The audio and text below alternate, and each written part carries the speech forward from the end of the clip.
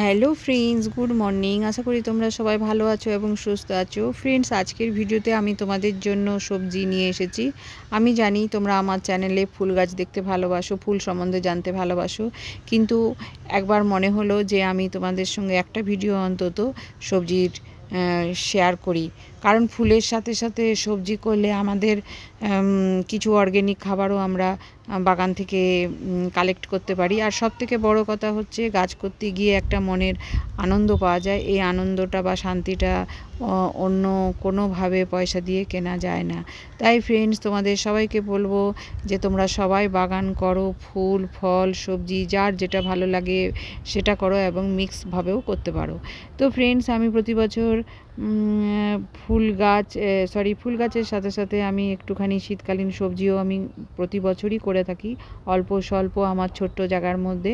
তো এই বছরও আমি তোমাদের জন্য নিয়ে এসেছি মূলো, পালং, টমেটো, লাউ, গাজর, ধনেপাতা, লাল শাক, পুঁই শাক ইত্যাদি।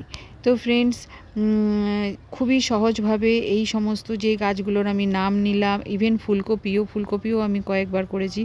তো এই বছরও আমি চারা এনেছি, আপাতত 2-3 দিন আগে, এবার খুব লেট হয়ে গেছে। তো দেখা যাক শীত শেষ হতে বা শেষ হওয়ার পরেও তোমাদের কাছে সেই ভিডিও আনতে পারি কিনা।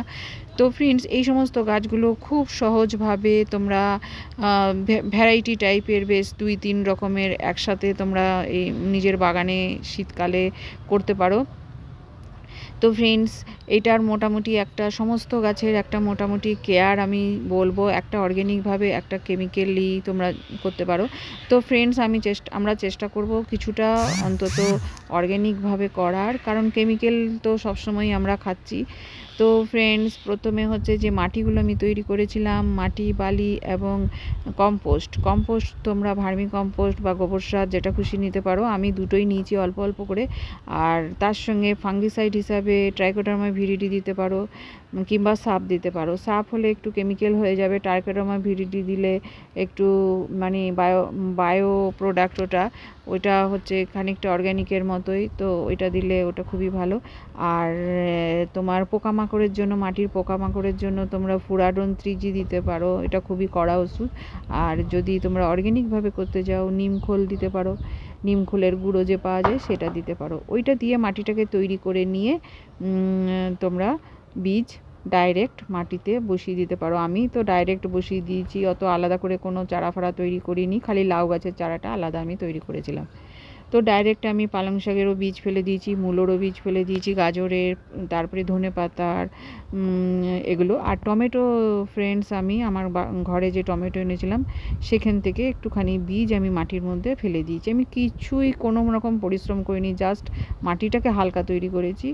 আর মানে বীজগুলোকে দিয়ে একটুখানি মাটি দিয়ে, হালকা ঝুরঝুরে মাটি দিয়ে চাপা দিয়ে জল দিয়েছি স্প্রে করে করে, খালি যাতে বেশি জল না হয়ে যায়, মাটি যাতে শুকিয়েও না যায়, খুব বেশি পরিমাণ জলও না হয়ে যায়। এইভাবেই আমি গাছগুলোকে করেছি। আজকে তোমাদের চোখের সামনে তুলে ধরতে পেরেছি যে গাছগুলো আমার কি পজিশানে এখন আছে। এবং পালং শাক আমি একবার খেয়ে নিয়েছি, ধনেপাতাও আমার একবার খাওয়া হয়ে গেছে অলরেডি। তো মূলও মোটামুটি রেডির দিকে। তো পালং শাক, ধনেপাতা যখন ফ্রেন্ডস হারভেস্ট করবে তখন কিন্তু পুরো গাছটা গোড়া থেকে তুলে দিও না, কেটে অল্প অল্প করে পাতাগুলো কেটে নিও, তাহলে ওটা অনেক দিন লং তোমরা রাখতে পারবে এবং তোমরা সেটা খেতে পারবে সবজি হিসাবে। তো ফ্রেন্ডস, লাউয়েরও আমি চাষ করেছি।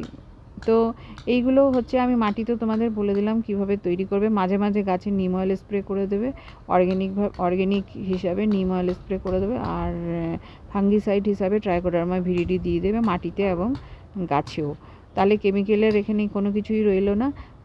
তারপরে যেটা দিতে হবে, খোল জল দিতে হবে। খালি তোমরা খোল জল দিয়ে গাছকে তৈরি করো, খোলকে পচাও, পচিয়ে 4-5 দিন রেখে পচিয়ে সেটাকে পাতলা করো, পাতলা করে